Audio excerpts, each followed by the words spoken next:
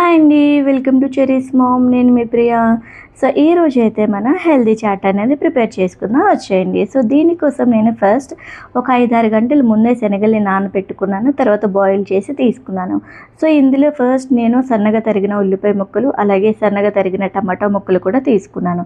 అలాగే ఇది మ్యాంగో కాదండి, అవకాడో. సో నేను హాఫ్ పోర్షన్ వరకు అవకాడో తీసుకున్నాను. సో అవకాడోని మనం లిమిటెడ్ క్వాంటిటీలో తీసుకోవడం వల్ల ఇది మన హెపటైట్ని కంట్రోల్ చేస్తుంది. అలాగే ఒక ఫుల్ క్యారెట్, ఒక పచ్చిమిరపకాయ, అలాగే కొత్తిమీర కూడా తీసుకున్నాను. సో ఇందులో కారం కోసం నేను పూర్తిగా మన మిరియాలు మాత్రమే వాడుతున్నాను, కారం ఏం వాడట్లేదు. సో మిరియాలు, అలాగే కొంచెం సాల్ట్, అలాగే లెమన్.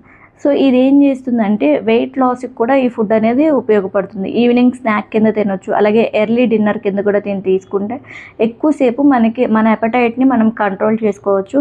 అలాగే వెయిట్ లాస్ అవ్వాలనుకున్న వాళ్ళు, జిమ్కి వెళ్ళే వాళ్ళు, వీళ్ళందరికీ కూడా ఇది సూపర్ ఫుడ్గా ఉపయోగపడుతుంది అనమాట.